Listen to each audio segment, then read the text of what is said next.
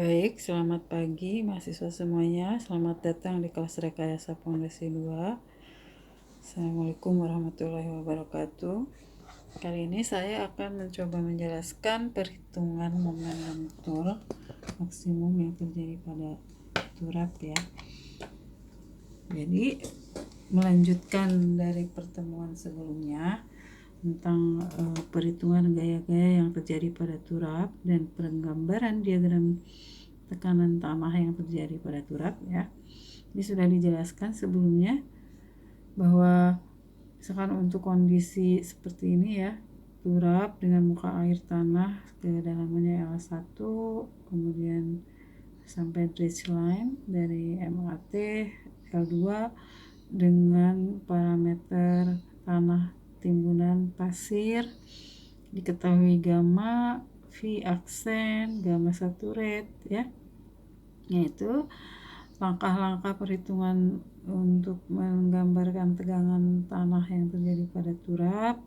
Perhitungan P, perhitungan Z bar sudah dilakukan ya sebelumnya. Kemudian penentuan L3 sudah ditentukan ya caranya, penurunan rumusnya, sampai penentuan kedalaman pancang turap yang dibutuhkan untuk turap tersebut sehingga aman untuk menahan beban-beban yang terjadi.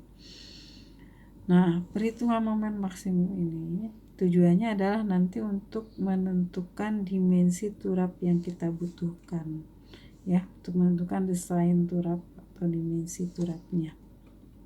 Jadi penampang yang kita butuhkan turapnya itu berapa yang diperlukan. Nah, jadi sebelumnya sudah dihitung perhitungan tegangan tanah atau tegangan tanah yang terjadi di belakang turap ya dan di depan turap. Nah, sekarang untuk menentukan M maksimum itu bagaimana? Oke, jadi kita perhatikan diagram momen yang terjadi ya. Nah, ini diagram momen yang terjadi pada turap akibat pembebanan seperti ini adalah seperti ini. Jadi dia membesar di bagian ini, di area ini. Ini seperti turap, asumsinya kan kemarin turap cantilever. Nah, jadi momen maksimum terjadi paling besar di area jepit ya, area dalam kedalaman di bawah dredge line. Jadi momen maksimum terjadi antara titik E dan F. Nah, untuk memperoleh momen maksimum yang dihitung persatuan panjang dinding, seseorang harus menentukan titik di mana tegangan gesernya 0. Jadi ya, prinsip struktur itu momen maksimum terjadi jika gaya gesernya, resultan gaya geser di titik tersebut sama dengan 0 ya. Nah, ini. Jadi momen maksimum di area antara dihitung berdasarkan itu berada antara area antara E dan F. Nah, antara E dan F kita punya F double aksen di sini titik. Nah, ini adalah lokasi M maksimum terjadi. Jadi kedalamannya dihitung berdasarkan dari titik E. Jadi menggunakan simbol Z aksen ya di sini, kedalamannya momen maksimum terjadi, posisi momen maksimum terjadi, kedalamannya dihitung dari titik E yang ditentukan besarnya sebesar Z aksen. Jadi dari sini ke sini adalah kita hitung sebagai Z aksen. Nah, untuk menentukan posisi ini kita tadi harus mencari posisi gaya gesernya yang sama dengan 0. Nah, berarti resultan gaya di titik ini sama dengan 0 ya. Berarti kita lihat berapa resultan gaya-gaya yang terjadi di situ. Yaitu pertama adalah gaya-gaya yang terjadi adalah sebelah kanan diwakili oleh P dan sebelah kiri diwakili oleh diagram tekanan E, F, F double aksen ini ya, segitiga diagram tegangan dengan kedalaman Z aksen. Jadi kalau misalkan resultan gayanya berarti harus sama dengan gaya gesernya sama dengan 0 di situ. Nah, titik itu berarti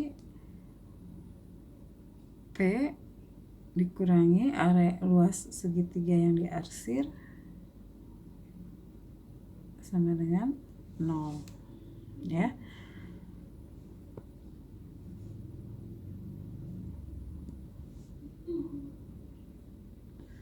Nah, dengan mengambil kedalaman Z aksen dari titik asal E, maka nanti dari persamaan itu diketahui bahwa nilai resultan gaya gesernya sama dengan 0, berarti P sama dengan setengah Z aksen kuadrat KP min KA gamma aksen. Nah, ini itu adalah luas area yang diarsir tadi. Jadi P sama dengan luas segitiga yang diarsir tadi, yang ini. Nah, luasnya berapa? Mengapa hasilnya setengah Z aksen kali P min KA gamma aksen? Kita tahu tingginya adalah Z aksen. Nah, luasnya berarti setengah alas kali tinggi. Nah, kita harus mencari berapa ini.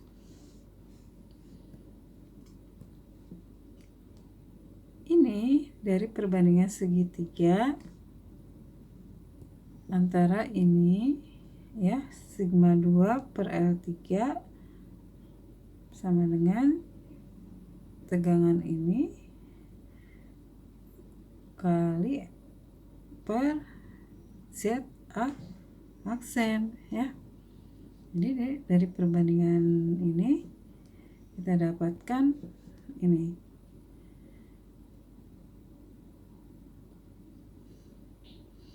sigma 2 per L3. Nah, sigma 2 per L3 itu dari penjelasan sebelumnya adalah gamma aksen ya. Sehingga besarnya ini adalah KP min KA gamma aksen kali Z aksen. Nah, luasnya berarti setengah. Nah, ini setengah alasnya, setengah dari setengah KP min KA gamma aksen kali Z aksen kali tinggi, yaitu tingginya adalah Z aksen ya. Nah, ini sama dengan 0, sehingga diperoleh ini P sama dengan setengah Z aksen kuadrat kali KP min KA gamma aksen. Dari sini kita tentukan nilai Z aksen. Nah, Z aksen adalah akar 2P kali KP min KA kali gamma aksen ya. Oke, Z aksen sudah diketahui ya, sudah dapat posisi Z aksen. Nah, sekarang kita menentukan berapa momen maksimumnya di sini. Berarti besarnya momen maksimumnya berapa? Berarti momen maksimum adalah gaya dikali jarak. Berarti gaya-gaya yang bekerja tadi apa saja? Ada P dan ada gaya tekan dari area ini ya. Area yang diarsir ini. Jarak P ke posisi momen maksimum adalah Z bar ditambah Z aksen. Nah, kalau yang ini gaya tekannya ada luas arsiran yang tadi ya, dikali jarak titik beratnya, gaya tekan segitiga di sini titik beratnya adalah Z aksen per 3. Jadi dari persamaan momen maksimumnya adalah gaya dikali jaraknya tadi Z bar ditambah Z aksen dikurangi setengah gamma aksen Z aksen kuadrat, yang ini adalah luas gaya tekan atau luas diagram yang diarsir tadi dikali dari titik beratnya, yaitu 1/3 Z aksen. Nah, ini adalah besarnya momen maksimum. Semua sudah diketahui nilainya, tinggal dimasukkan, dapat momen maksimum. Dari sini kita menentukan S. S ini adalah modulus penampang turap. Nah, tegangan sigma all adalah tegangan lentur izin turap. Nah, ini diketahui dari produsen turapnya itu. Jadi kalau kita untuk menentukan modulus penampangnya, nah kita hitung dari momen maksimum yang kita dapat tadi dari hitungan kita dibagi tegangan izin lentur turap yang dipakai bahannya. Nah, setiap bahan turap itu memiliki tegangan izin lentur turap yang sudah atau speknya ada tegangan izin lentur turap yang diketahui. Dari sini kita menentukan modulus penampangnya. Nah, dari modulus penampang ini kita tinggal cari di profil yang diberikan dari produsen turap ini modulus penampang yang lebih besar dari hitungan kita. Ya, berarti turap yang dipakai yang itu yang memiliki modulus penampang yang lebih besar dari hasil hitungan kita. Tinggal dipilih dimensi turapnya yang mana, jenis turap dan dimensi turapnya seperti apa. Nah, modulus penampang turapnya hasil hitungan dari momen maksimum yang kita cari tadi. Nah, itu ya, berarti itu tadi cara menentukan momen maksimum yang terjadi pada turap. Nah, kemudian ini contoh ya. Jadi ini tinggal untuk kondisi ini misalnya sudah digambar dengan gambar seperti ini. Gambaran ya, kondisi L1 diketahui, L2 diketahui, gamma di aksen sudut geser tanah, gamma saturat diketahui. Dari situ semua kita hitung dalaman panjang turapnya berapa, yang teoritis dan yang aktualnya berapa. Nah, ini ya, ini sudah diketahui, tinggal dimasukkan dari penurunan rumus yang sudah kita lakukan sebelumnya. Kita masukkan mencari nilai besarnya D ya, kedalaman teoritis dan kedalaman aktual yang digunakan di lapangan. Setelah itu kita hitung momen maksimumnya sehingga nanti diperoleh modulus penampang yang dibutuhkan untuk turap tersebut. Oke, itu ya, kira-kira seperti itu tahapan pengerjaan kasusnya, soalnya seperti itu. Nah, kemudian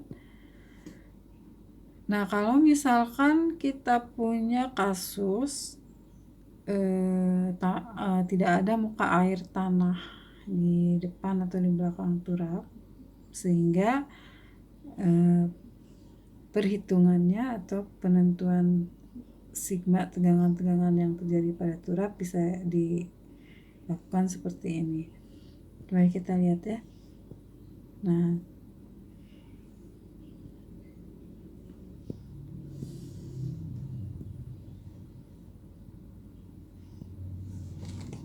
kalau misalkan tidak ada muka air tanah, berarti ini langsung ya, tidak ada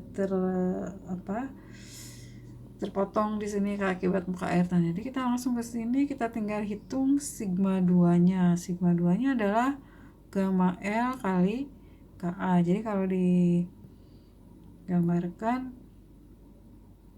ya seperti ini ya. Nah, ini adalah sigma 2. Sigma 2-nya karena ada muka air tanah, jadi ini langsung L gitu ya. Kemudian ini sini tadi sigma 3, sigma 4. Dari penurunan rumus yang sebelumnya sudah dilakukan, ya tinggal dihilangkan yang unsur L1 nya tadi ya. Unsur L1 nya diganti menjadi ini. Jadi ini adalah ya, gamma L kali Ka. Nah ini kan kita tahu bahwa ini tuh sama dengan, kalau yang sebelumnya ya, untuk yang ada muka air tanah, Kp min Ka kali gamma aksen. Nah kalau ini gamanya gamma basah, bukan gamma aksen, gamma total ya. Nah kemudian tinggal hitung sigma 4 nya dari penurunan rumus sebelumnya ya, karena sigma 5 adalah ini dari penurunan rumus sebelumnya, kemudian sigma 4 dari penurunan rumus sebelumnya dapat ini, dan ini sigma 5 adalah ini, dan di sini tanpa ada L1 ya, L-nya langsung diganti oleh L. Nah, gamanya bukan gamma aksen, jadi gamma gitu ya. Nah, L3 tetap sama di sini. L3 ya. Nah, ini L4 gitu. Nah, untuk kondisi seperti itu ya, tanpa muka air tanah, tinggal dimasukkan. Nah, untuk nilai P nya, nah ini P nya itu luas segitiga ini ya, segitiga ini ya. Nah berarti setengah, tingginya sigma 2, alasnya adalah L dan L3, didapat ini. Kemudian untuk Z barnya tinggal posisi L3 ditambah L per 3 ini ya. Nah ini untuk kondisi tanpa muka air tanah. Nah kalau untuk dari situ, dari Z bar P, nah di sini untuk mencari L4 nya, nanti hasilnya dengan sigma 4, sigma 5 yang udah didapat ini, nanti dapat persamaan L4 pangkat 4, tapi A1 nya berbeda dengan kasus kalau ada muka air tanah. Nah kalau tidak ada muka air tanah, rumus yang digunakan ini ya. Perbedaannya di gamanya, gamma total ya, bukan gamma aksen lagi gitu ya. Hampir sama rumus yang keluar ya, hanya nanti di perhitungannya ada perhitungan, tidak ada sigma 1 ya, langsung sigma 2, kemudian hitung sigma 3 rumus sigma 3 ya, perbedaannya di sini di nilai gamma. Oke, langsung, nah ini sama ya, tinggal dimasukkan nilai-nilai yang sudah diketahui, dihitung di sini, nanti dimasukkan ke persamaan ini menggunakan trial error, didapat L4. Trial error sudah tahu ya, jadi kalian tinggal masukkan nilai L4 yang di persamaan ini yang menghasilkan nilai 0. Jadi biasanya di awal misalkan cari L4 nya 1 meter, nah ternyata misalkan hasilnya belum 0, pas belum 0 misalkan A, kemudian kalian hitung L4 nya ambil 3 meter, nah ternyata hasilnya masih belum 0 tapi hasilnya min B misalkan ya, trial error tuh misalkan L4 nya ambil 1 meter, masukkan ke sini, nanti dapat persamaan L4 nya misalkan A L4 3 meter persamaan min B. Nah, kalau satu dapat positif, satu dapat negatif, berarti yang nilai nolnya berada antara ini. Berarti kalian nanti cari yang L4 nya antara 1 dan 3 meter, misalkan cari di 2,5 meter, nanti cari yang terdekat menghasilkan nilai fungsi ini sama dengan 0 ya. Itu trial errornya. Oke, nah kemudian kasus ketiga, jika di atasnya tidak ada timbunan ya, jadi turapnya dipancang, kemudian sampai dredge lainnya kedalamannya L, kemudian kedalaman pancangnya D. Nah, maka diagram tanah yang terjadi adalah yang di daerah tanahnya ini. Nah, seperti ini. Kalau diagramnya adalah pasir. Itu ya. Kemudian dari sini kita tinggal cari berapa sigma 3 aksen dan sigma 4 aksen. Di sini tidak ada sigma 2 karena tidak ada tekanan tanah di sini ya, kosong. Yang ada adalah gaya tarik di atas P sebesar P di atas di ujung tiang turap. Nah, ini untuk kasus ini perhitungannya. Nah, ini besarnya sigma 3 dan sigma 4 itu sama ya. Nah, tinggal besarnya adalah tegangan di sini gamma D Kp min Ka, gamma D Kp min Ka, sama besarnya sama. Nah, dari situ dari perhitungan sigma 3 kemudian sigma 2 itu nanti persamaan dimasukkan ke dalam persamaan, diperoleh persamaan D pangkat 4 dengan koefisien konstanta ini ya, masing-masing untuk di D nya. Ini sudah diketahui tinggal dihitung persamaan D pangkat 4 dengan trial error, nanti didapat D. Nah, untuk menentukan L5 nya ya seperti sebelumnya ya, L5 menggunakan ini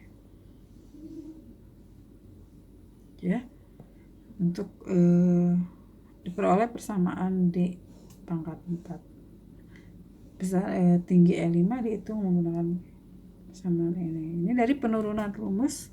Jika sigma di sini sigma 2 nya tidak ada ya, yang ada adalah P di ujung, digantikan oleh P di ujung turap. Nah, itu momen maksimumnya untuk kondisi ini sama. Jadi momen maksimumnya terjadi di area bawah dredge line juga gitu ya. Nah, sama. Nah, momen adalah gaya kali jarak, berarti cari jarak P kali L ditambah jarak dari sini ke posisi momen maksimum. Nah, ini Z aksennya adalah 2P gamma aksen Kp min Ka.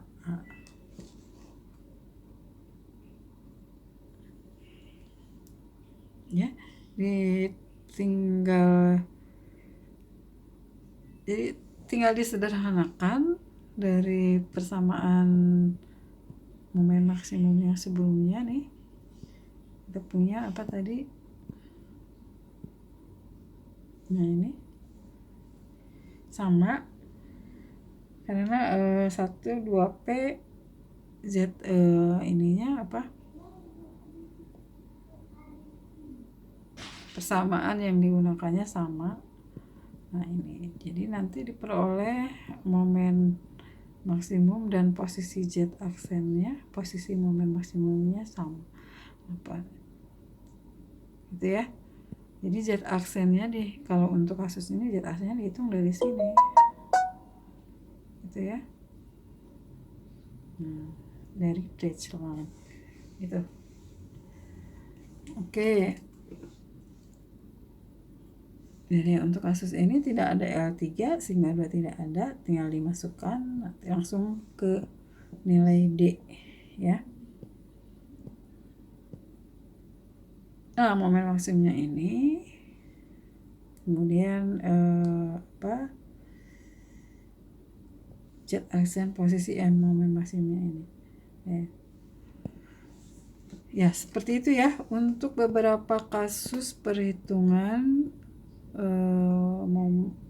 kedalaman teoritis atau kedalaman pancang turap dan momen maksimum yang terjadi pada turap. Demikian untuk pertemuan hari ini. Untuk lebih paham ini harus dilatih dengan beberapa penyelesaian kasus pada turap ya. Jadi penyelesaian formula-formula sudah diberikan, nah tinggal penyelesaiannya tinggal diaplikasikan dari rumus-rumus yang diperoleh tadi ya.